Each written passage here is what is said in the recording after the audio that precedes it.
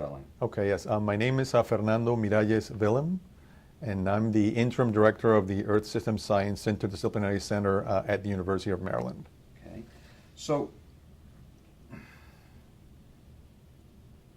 rather than using the acronym, if we can use the whole Earth System Science Interdisciplinary Center. Right. But, I mean, what is it? Just explain it to me in a nutshell. Sure. Just a little bit of a historical perspective. So in the late 80s, beginning of the 90s, scientists started to understand that the Earth operated as a system. And so the disciplines or the group of disciplines that were thereby known as earth sciences, geology, astronomy, meteorology, they started to coalesce around something that started to be called Earth System Science. And actually, I think it was NASA that coined the term.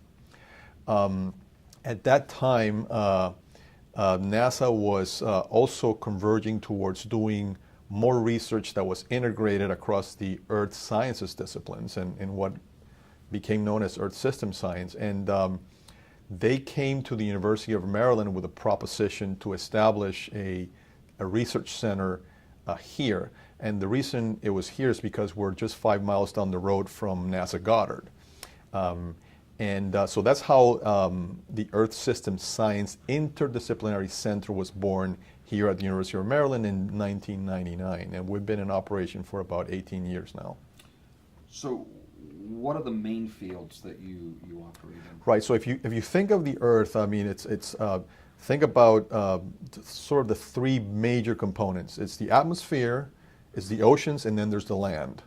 And of course, you can break up each of these into smaller pieces, but we do research across these three major areas.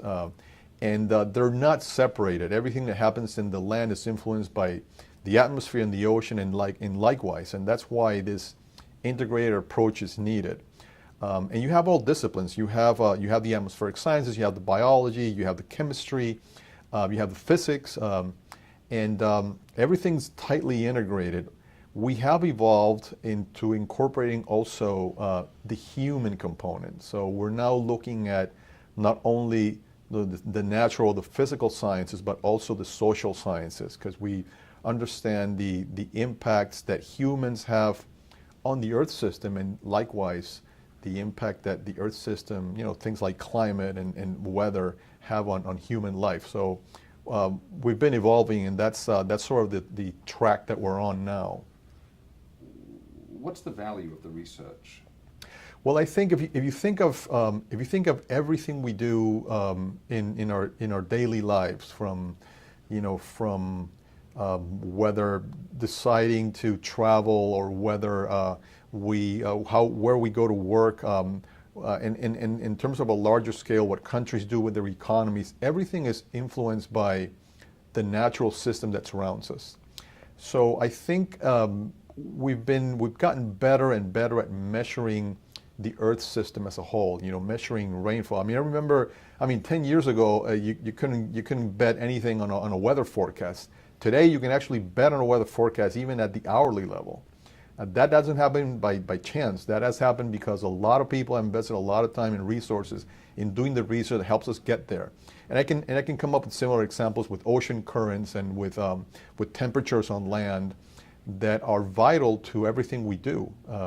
So I think it's an investment. It's not only worthwhile. It's actually needed. We need to continue to get better at this. So use the example of weather, like the ocean aspect of it. Can you give me an example of that? Sure. So a lot of these storms, the extreme events that we get, and think about hurricanes, but also think about the sort of the large storms that happen every year. And, cities get flooded, and we can actually make the counterexample also with droughts and extreme events on both ends, are tightly driven by the interaction between the atmosphere, the ocean, and the land. And these extreme events, and particularly these flash floods or flash rainfall events, happen because moisture sort of moves between the earth, the atmosphere, and the land, and the majority of the moisture is picked up in the oceans because that's where all the water, the majority of the water is. But it just doesn't stay there; it sort of moves around. If it moves around too quickly and it changes temperature, then we get the extreme events. So we've gotten better at sort of monitoring the conditions that lead to that, so that we can provide forecasts that have enough lead time to actually make decisions. Because once the storm is there, there's very little you can do. But if you know that a storm is going to hit in 24 hours, which we can't do that quite yet, but we can do now like 6 to 12. But even with 6 to 12, you can do evacuation plans. You can manage some conditions, and I think we've gotten better at doing this. So when my phone goes, and it's from the National Weather Service to alert me of the flash flood possibilities. Correct. That's all the result of this type of... That is correct. And you get, and right now you get these forecasts 3 to 6 hours in advance. I would imagine a world in which, 5-10 years from now, you would get that 1 to 2 days in advance, or even probably more. So that would actually allow you to, at the individual level, to make some decisions, but also, if you think about if you're a city government, you're a mayor, or if you're a state manager, or work at a national level, the decisions get more complex and more important. So, talking about the oceans, so El Nino and El Niña, which when I was a kid, there was none of that. Correct. And how you can see the plumes and the computer-generated models. So that clearly comes from research. Absolutely. Like this. Could you just hit on that a little bit? Absolutely, and it's a great question because the first time that scientists were able to correctly predict an El Nino La Nina event was 30 years ago in 1987.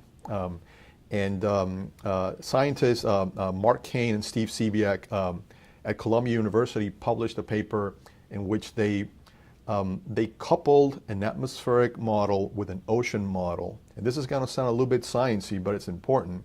For the first time, they considered why these two things actually interact together.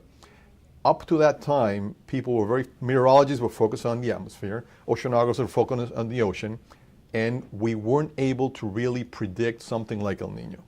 So they published a very seminal paper that were the first model that actually coupled the two, and it was successful in predicting an El Nino event. That single investigation sort of created a little bit of a revolution in the earth sciences, because we started to understand, we can't continue doing research in isolated tracks. We have to bring these things together. And in many ways, the reason our center exists is because of that realization. It's fascinating. Yeah. And I'll follow up. Moreover, in 1987, I was actually finishing my undergraduate education. So people like me, like my generation, were really impacted by this, and it actually motivated many of us to get into these sciences as careers. So that said, what are you planning for the future? Well, I think this concept of the Earth functioning as a system, we're even though it's been a decade or two, depending on how you count, I think we're barely scratching the surface. I think the life sciences are going to be incredibly important because everything, all these different phenomena that occur together in the Earth affect, the diversity of species on Earth in different ways. We're talking about species migrating because of climate change, because sort of that thermal boundary moving northward or southward, depending on where you are, and affecting cities. I think cities, as humans, and every trend will tell you that we'll tend towards living more concentrated in cities that we have been. All these trends are going to be highly impacted by how well we understand the environment around us, I think there's something in the lingo now being called environmental security. Things that have to do with water security, with energy security, with food security, and I think these aspects, these are vital to life. We need energy to live, we need water to live, we need food to live. are going to be incredibly impacted by our understanding of how the Earth system works and the Earth system's impacts on these things. So I think that there's a myriad of questions and research issues that we can get ourselves into. I'm just changing the framing a little bit. Okay. This question's going to kind of double up on that a little bit. Sure. But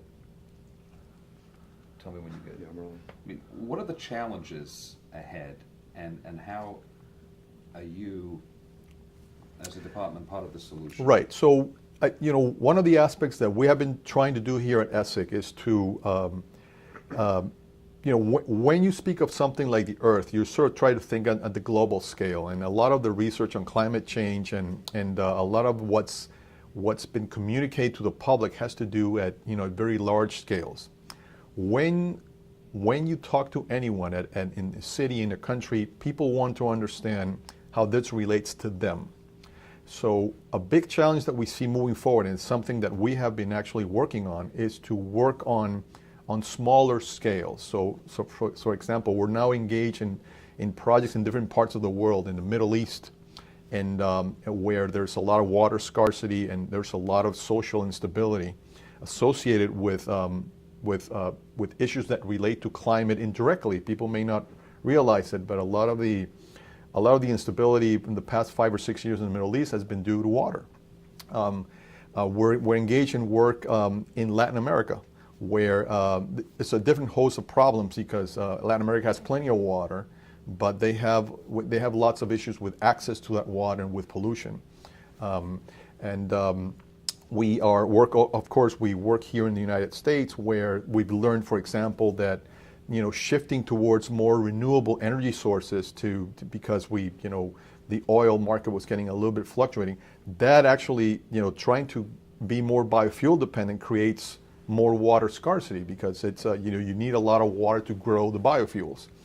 And you can go around the world and have similar examples. And I think trying to concentrate on the local problems while retaining the global phenomena that drives these local problems is a big area of challenge, and that's where we're going.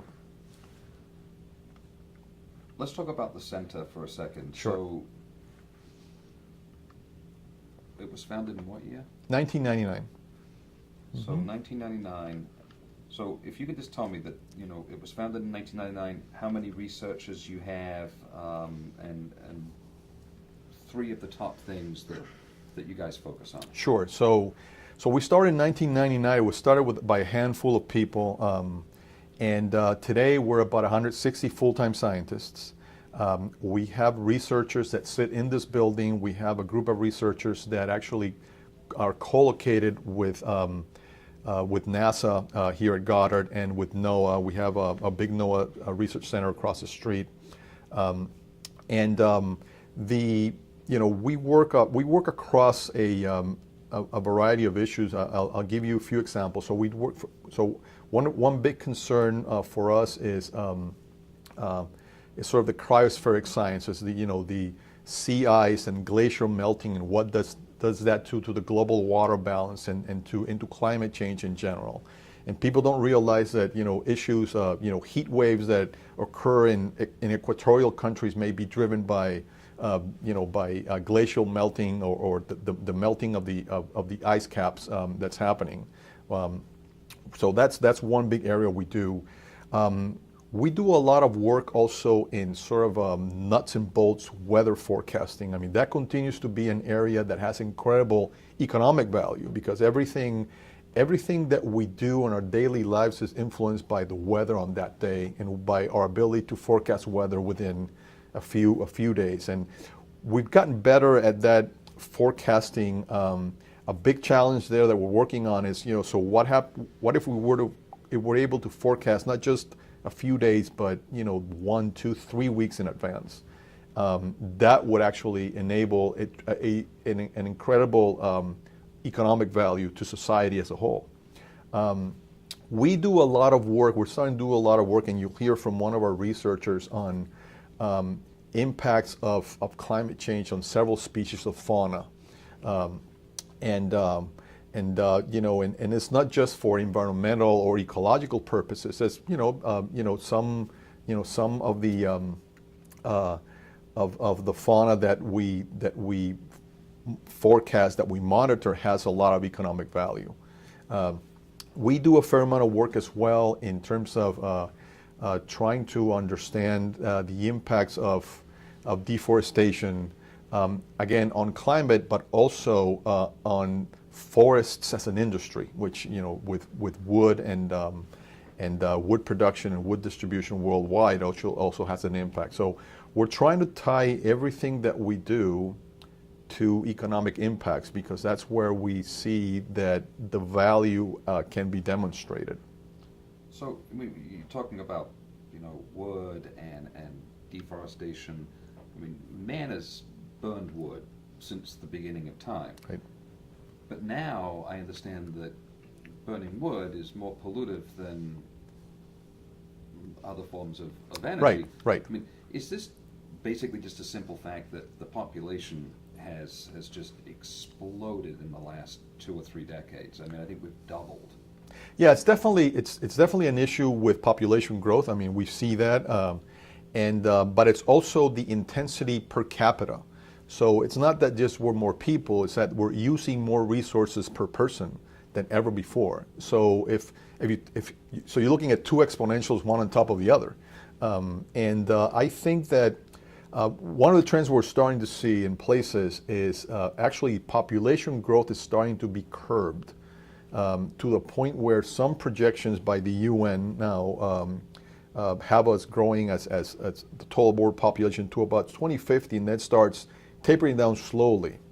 But that actually doesn't slow the consumption of resources, because as the economies grow, as the quality of life that we all strive for improves, we're going to be consuming more resources. It's more land, it's more water, it's more vegetation. So I think that is going to be the next challenge. Is how do we become more efficient?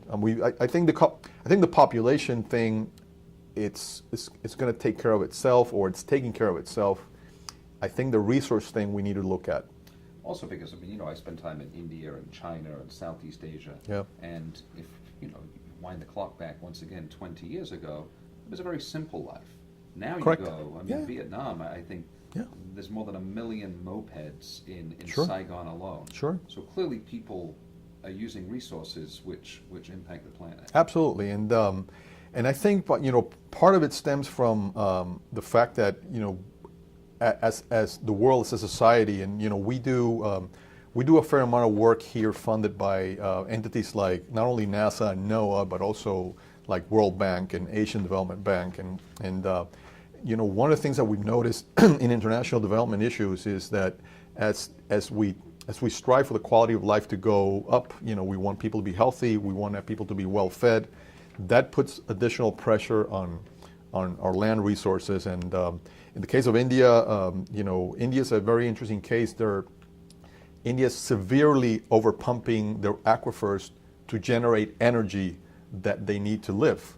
So in order to, you know, raise the access of energy to people, they're pumping their wells dry, and that's a collision waiting to happen. And China too. And China is the same deal.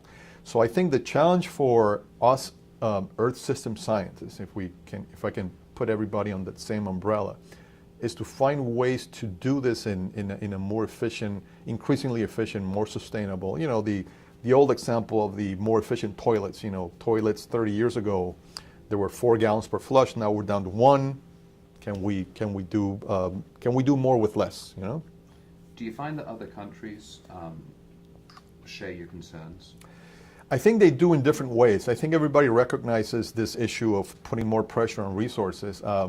I think the challenge is, and this is why I'm a big proponent, and I think that has carried through a lot of the research that we do, is that we need to show, you always need to show the economic or the business case of something like this. No one, I did a fair amount of work, I still do, on wetlands in the Everglades in Florida, and you know, large concerns there have to do with species of birds and snails and other very micro species that are really important. But I keep bringing up that unless we translate this into some sort of economic value, savings, cost or cost savings or something, it's very difficult to move a lot of people, massively in one direction. So I think climate change and some of the issues that we deal here at ESSIC will be better served if we actually show the business economic case. And we've been moving in that direction. That's why we work with the banks and we work with organizations in the private sector that sort of have that bent to them. Yeah, tell me about the I don't know, what's the word I'm looking, partnership, if you will, with the World Bank. Sure. So we've been working with them for maybe 3 or 4 years now, and what we've been focusing with them is, the World Bank is a very distributed operation, and they have different problems in different parts of the world. We've been trying to focus on some of the areas where right now we're doing work with them in China, and in China the work that we're doing has to do with how they continue growing their economy, particularly their energy sources, where in places where they have very little water. And China is still largely a coal-based economy, and it's going to be very hard to deviate them from that track for a while, but which is going to put more pressure on their water. So that's China. In the Middle East is water scarcity, plain and simple. Very different because they do have access to seawater, so they desalinate water to provide them with a water source. But again, that creates some issues with how much that costs and how sustainable that is. In Latin America, I mentioned the work with trying to improve access to water and water quality. In the specific case of Latin America, a large source of their water supply, it's actually driven by glacial melting, and if you want to look at an evidence of climate changing, in the past 60 years, Latin America has lost pretty much over 60 or 70% of their glacial mass. I grew up in Venezuela. We used to have glaciers in Venezuela about 100 years ago. They don't exist anymore, and the whole planet has been warming, and the water has been lost. I see on the website that you mentioned the need for synergy with the private sector. Yes. Can you expound on that a little bit? Yeah, sure. I think, in the traditional way of thinking, research is done by public agencies, and then, the public sector sort of turns that knowledge into things that they can sell or they can produce, and everybody's better off. And I think we're running into a situation in which, many of the resources themselves that the private sector needs to produce, from anything from a chair to superconductors to your iPhone, it's highly dependent on resources that we don't have a good understanding of how and what they're changing. So we've been partnering with the private sector in a number of fields. For example, weather forecasting. Today you have NOAA's forecast, but you also have AccuWeather, and I have both of those apps on my phone, and I think we're looking at a situation in which instead of sort of trying to generate our own things, we're trying to collaborate more. Same with biodiversity and general conservation. We extracting practices, things like mining, have impacts on biodiversity. So we're trying to collaborate with the private sector to try to work more together to come up with more efficient, better ways that can be a win-win proposition for everyone. It seems to me that this is a model that brings everything together. The science, the social sciences, public policy. Right. I mean, is that the way forward here? I think it is. That is the direction that we have. We're nowhere near being there, unfortunately. But I think we've made a lot of progress. Those of us have been around for a while now. I mean, when I look at what this field was 20 years ago when I was in 2025, when I was in grad school until now, I can see the progress. I mean, I can see how much we've done and how much the needle has moved in the right direction. People tend to get frustrated very quickly with not getting fast. I mean, this is a slow process. I mean, the way you described it was perfect because that's the way we need to do things, but it takes a lot of work and we still have ways to go. What's the most exciting thing you're working on right now? We're incredibly fascinated, and I'm particularly incredibly fascinated with try to come up with better ways of handling, our basic needs, and I'll talk about the three that we're working on is water, energy, and food. And if you think about these three things, you need water to produce energy, but you also need energy to produce water and to distribute it. And actually, to produce food, you need both water and energy. So analyzing each of these systems independently has led us to things like, there's water scarcity, food scarcity, energy scarcity, so I think we're devising ways to consider more integrated planning of these resources, and I think that's an incredibly fascinating area because if you lay this context on top of the world, then you have different problems in different places. So you have a matrix of possibilities.